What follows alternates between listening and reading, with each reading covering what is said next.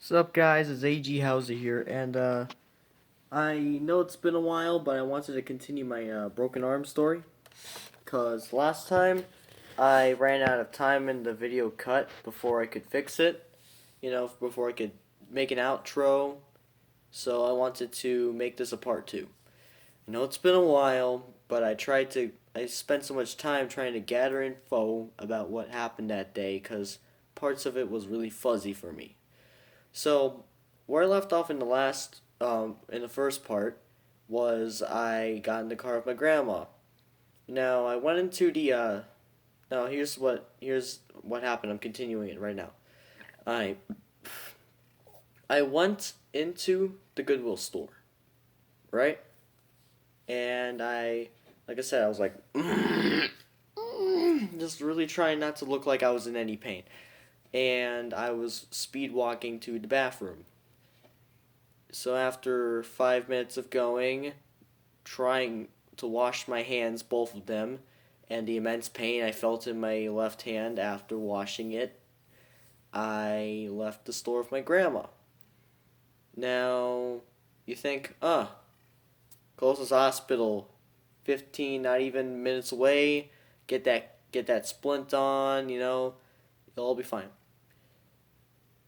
Some some freaking I can't even explain what happened exactly, but some stupid person decided, hey, I'm gonna renovate this highway. This highway that basically leads to the closest hospital in this area. So that way traffic is super backed up and anyone that has to go to the hospital cannot go. Genius!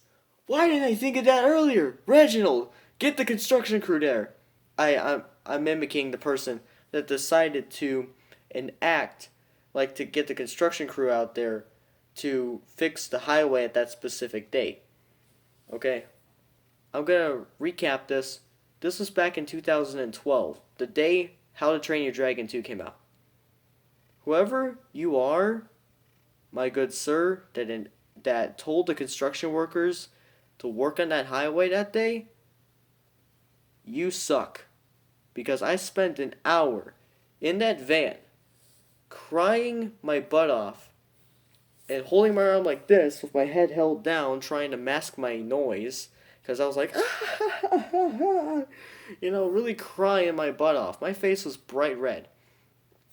Took an hour and a couple minutes to get to the hospital, and when I got there, what happened was they didn't put any cast on it, but they put a splint on it. I don't know why they put the splint on it first, but that's what happened. So I, you know, had my splint on my, hand or my whole entire wrist for like one night.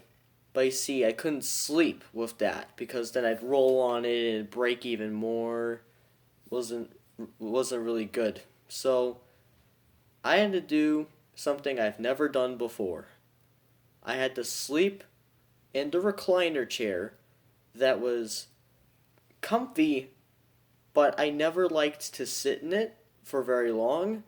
And now I had to spend an entire night on that recliner chair.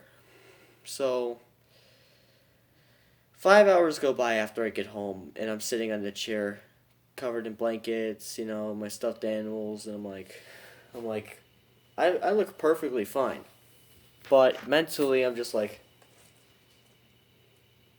what is this?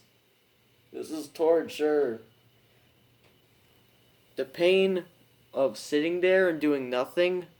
You see, I'm a very just hardworking guy, or at least I want to do something, and not just spend my entire time sitting on my chair. This was before I had an actual phone that had media, or internet. I had a flip phone back in the day. Not even. I didn't even have a flip phone. And so, it got to the point where, I was going to go to bed. I was like, oh my God, I'm going to go insane. Because I said that a lot because that's it's true. It was really killing my spirit, and you know, it was not the worst thing to ever happen to me, but that was more torturous than the trip to the hospital, surprisingly. And so I didn't have a good night's rest, but I happily went to the hospital the next day and got on a cast. It hurt really hard to make a thumb. You know how they put the cast over your this part right here, and I was like, I just remember going like, I just remember thinking, oh my god, my hand's never gonna be the same again. You know, and it's pretty ironic I'm giving a thumbs up that's supposed to signify approval when I certainly disapprove of breaking my arm and hurting myself even more just trying to get the cast on. I didn't get a waterproof cast, which I wasn't that happy about, but I wasn't, that butt hurt about it. Wait, let me check the time real quick on my video. Okay, just checking it. The video cuts out again. There will be a part 3, which I think there will be. So, sorry about that, but I'm going to keep going until I decide to check the time again, and hopefully, it doesn't cut off. But anyways, I, went back home. Now, what's the first thing you do when you get back home after getting a cast on? That's right, video games. Straight to the video games. I'm like, well, I might as well work my muscles back. I might as well keep my muscles in shape, in my wrist area. So I'm like, on my game controller. And I still actually think I have it. Nah, it was a Rock Candy brand Xbox 360 controller. It's long gone now. I think, anyways. I have the cord for it still.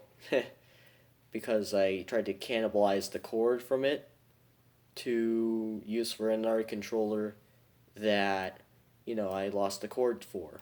One of those plug-in controllers. Anyways, after that, the entire summer, I was unable to swim, go near water, do anything physical that I normally would love to do. Less than a week after I broke my arm, my favorite sport was in circulation for the school's curriculum for gym. So the last 2 weeks was dodgeball. And the entire time, I didn't get to play a single round because of my broken arm. My favorite game besides soccer and hockey is dodgeball. And I didn't get to play it whatsoever. And it kind of actually broke my heart a little bit because, like I said, it's my favorite sport. And I wish the schools would, let people play it even more than they do. And, and then over the summer, my mom has family in the city and friends as well from her childhood and stuff. They throw this massive block party for the entire block. My neighbors, my cousins and stuff go there, and it's a whole bunch of fun.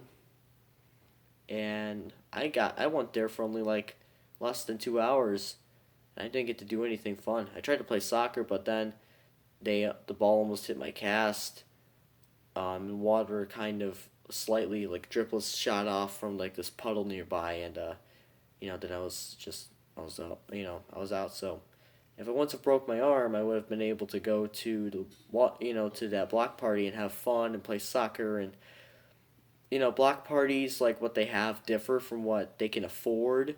Every block party that wasn't canceled was kind of dull up until that block party in 2012 where I actually had a good one. So not only did I not be able to play dodgeball, I didn't get to attend the block party for that long and enjoy all the things that normally weren't in that block party. And then I also had to wear a brace that prevented me from playing dodgeball again the second, in the next year of school. And I got my brace off during the weekend, And so, in other words, I still couldn't play. It really kind of broke my spirit a little bit. Like, I've gotten over it now, but I'm just telling you guys the story because, you know, I don't want you guys to, like, start burning down Goodwills with Molotovs, or I don't want the CEO's head or anything. I don't even want the construction, head of construction guy's head for making the trip to the hospital as long. Because, my wrist is almost completely fine. Might get carpal tunnel in the future, but I don't mind. Still got a long time before that. Doesn't really have any, problems using it. You know, and to be quite honest, like I said, I've gotten over it. I just want you guys to know not to be, one, like I said, don't hold in your piss. Okay? And two, if you're bolting towards something, make sure there's nothing in your way and try to slow down. If you can't slow down, then, I should have just done a slide to stop myself, like a baseball slide, then try to jump over the bench. But, all in all, I was kind of lucky it wasn't a whole break, like a clean break, because that would have been worse. And if anybody at Goodwill is watching this, I do implore that you guys keep your benches away from walkways. If they are visibly in front of parts of walkways and, are kind of in some way in front of the intended path of travel toward a door or an exit. Even if they're implanted in the ground, it's better than having kids like me break their arms on them. But again, not that mad. Well, anyways, that's my broken arm story. Next, I explain how I got the scar in my toe. Alright, Seiji Hauser, signing off.